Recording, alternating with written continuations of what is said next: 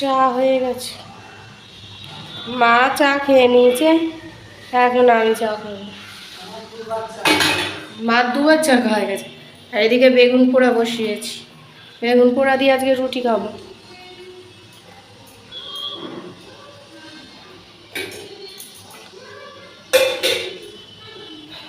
বেগুন পোড়া এই মাছটাই মনে হয় আর খাবো, তারপর তো গরমের গরম আর খাওয়াই হবে না। আজকে লাল শাক হবে, মা লাল শাক কাটলো। চলো এটা ঘরে নিয়ে যাই। আজকে সকালের ব্রেকফাস্টে যে বেগুন পোড়া আর রুটি খাবে, একটু বেগুন পোড়া একটু বেগুন পোড়া খাবে, ও খাবে না। ওদিকে যে ভূতের কি দেখছে, খাবে ভূতের কি দেখছে। চলো বেগুন পোড়া, এই শীতকালটাই যা, শীত তো চলেই যাচ্ছে।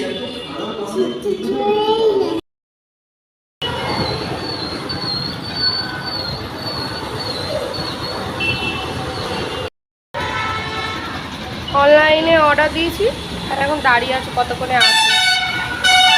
ব্লিঙ্কিটে অর্ডার দিয়েছি।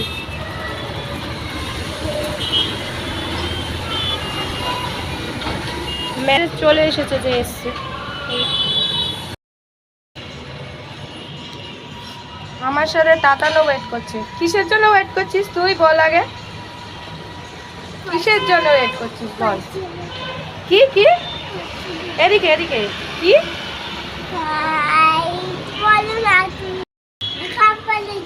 খাবারের জন্য, খাবারের জন্য ওয়েট করছি। দেখি কতক্ষণে আসে। দাদাটা ফোন করলো, ডি বাপি বিরিয়ানির দোকানের ওখানে চলে গেছে।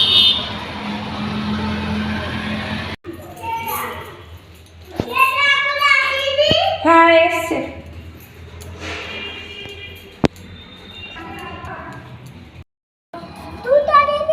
সব এনেছি, তুই সর। চলো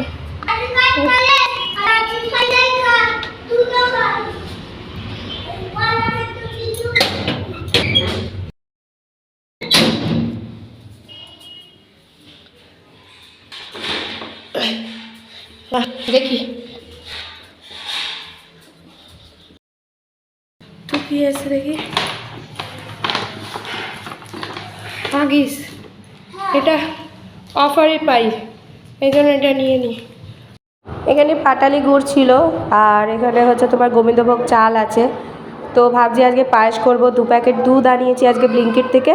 তো এই যে 2 প্যাকেট দুধ ভিজিয়ে রেখেছি জলের মধ্যে, আর 1 প্যাকেট আছে, ওটা দিয়ে চাটা হবে আর তাতান বুড়ো খাবে।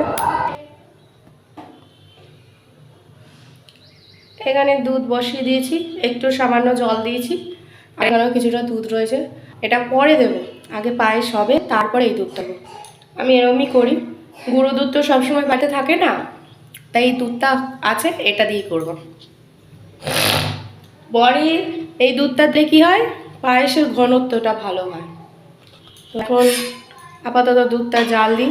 এখানে 2 প্যাকেট দুধ মানে হলো 1 লিটার দুধ, মানে এখানে হচ্ছে 750 আর এখানে হচ্ছে 250।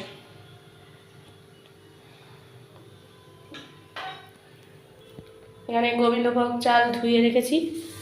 আজকে আর ঘি মাখালাম, চিনি দিয়ে করলে ঘিটা মাখালে ভালো হয়, গুড়ে আর ঘি মাখালাম না। আর এখানে যে পাটালি গুড় আছে, হয়ে যাবে। ফুট ধরেছে দুধে, চালটা দিয়ে দিয়েছি। মা সবসময় ঘরে জিনিসপত্র মজুদ রাখে। আমার বাবা থাকাকালীন আমার বাবার মানে সব কিছু ঘরের মধ্যে মজুদ রাখতো, কখন কোনটা দরকার পড়ে কেউ বলতে পারে না। ব্যবসাদার ছিলেন উনি, সময় পেত না যখন তখন, তো ওই জন্য বাড়িতে সব কিছু মজুদ রাখতেন। তো সেটাই আমার মা দেখে এসেছে বলে মাও দেখি সব কিছু মজুদ রাখে। এই যে আমার চাল গুড় এগুলো সব কিনে আনতে হবে ভাবছে না, বাড়িতে ছিল, হয়ে গেল, শুধু দুধটা আনতে হলো।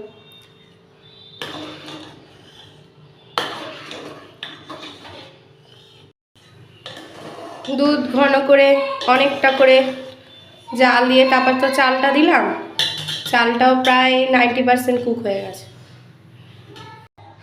90% কুক হয়ে গেছে। এবার গুড়টা দেব। এটা একটু জাল দিই। দুধ ছিল এখানে, কোথায় নেমেছে দেখেছো? এতটা করে ভালো করে জাল দিয়েছি।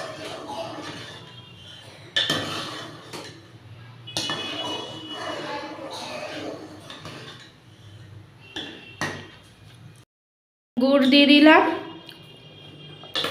এই যে গুড় দিয়ে দিয়েছি, পুরোটা দিইনি নাহলে মিষ্টির জাল হয়ে যাবে একদম। আস্তে আস্তে গলুক। আর স্লাইট নুন দিয়েছি। পিঠা পায়ে একটুখানি নুন দিলে কি হয়, মিষ্টির স্বাদটা ভালো বোঝা যায়। এটা আমার ঠাকুমার থেকে শেখা। আমার ঠাকুমা, আমার মা, আমার পিসিরা, এরা সবাই রান্না না এক্সপার্ট।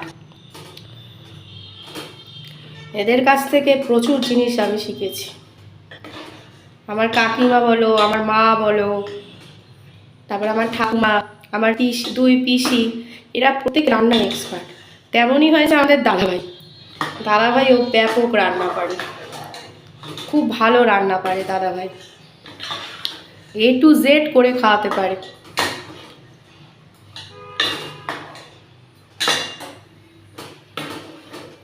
গুড়টা গলতে থাকবে। আর আমার পায়েস হয়ে এসেছে।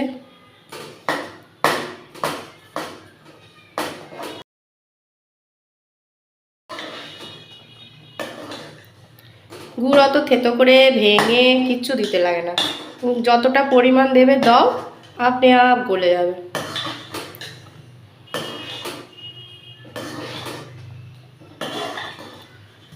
রংটা দেখেছো? দারুণ হয়েছে। দুটো তেজপাতা এবার দিয়ে দিলাম। এতে এলাচ দেওয়া যেতেই পারে, কিন্তু আমি দেবো না, তাহলে গুড়ের গন্ধটা না পাওয়া যায় না, গুড়ের টেস্টটা একদম পাল্টে যায়। চিনির হলে দিতাম, এলাচ আর দিচ্ছি না, শুধু তেজপাতা দিলাম। এই হাঁড়ি কাচিয়ে খেতে আমার মা খুব ভালোবাসে। এই যে শটটা, এটা আমার মা আর ছোটো পিসি, এরা হাঁড়ি কড়াই কাচিয়ে খেতে খুব ভালোবাসে। যে সরগুলো থাকে পিঠে পায়েস করলে, সে হাঁড়ি কাচাতে এরা খুব ভালোবাসে। এই যে এই সরগুলো খেতে ওরা খুব ভালোবাসে। এটা আমার হয়ে এসেছে। এবার এর মধ্যে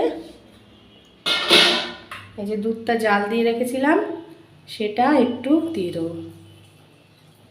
ব্যাস,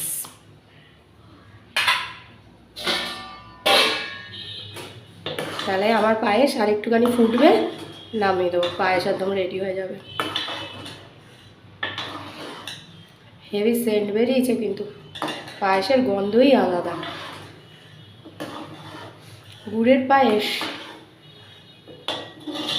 আমার বাবা এই গুড়ের পায়েস খেতে বেশি ভালোবাসতো চিনির পায়েসের থেকে।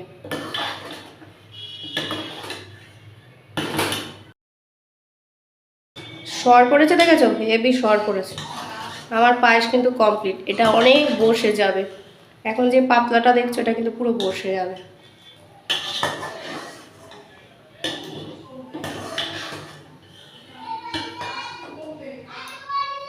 তো খাওয়া দাওয়া সব কমপ্লিট হয়ে যায়। আজকে ব্লিঙ্কিট থেকে কি এসেছে, ক্যামেরাটা অন করেও রেকর্ড করা হয়নি।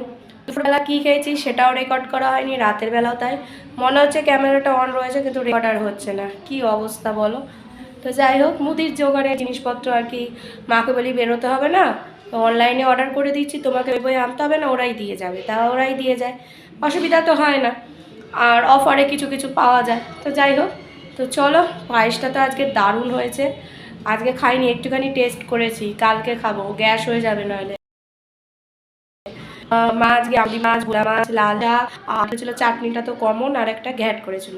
তো রাতের বেলা ভাত দিয়ে খেয়েছি, কারণ ও মাছ রুটি দিয়ে ভালো লাগে না, ভাতের সাথেই ভালো লাগে। তো যাই হোক, চলো, আজটা তো এরমই কাটলো। আর একটা নতুন ব্লগ নিয়ে অবশ্যই হাজির হবো। তো সুস্থ থেকো, ভালো থেকো, সকলকে ভালো রেখো। যারা এখনো অবধি আমার চ্যানেলটিকে সাবস্ক্রাইব করোনি, তারা প্লিজ সাবস্ক্রাইব করে দিও। তো চলো, টাটা, বাই বাই, গুড।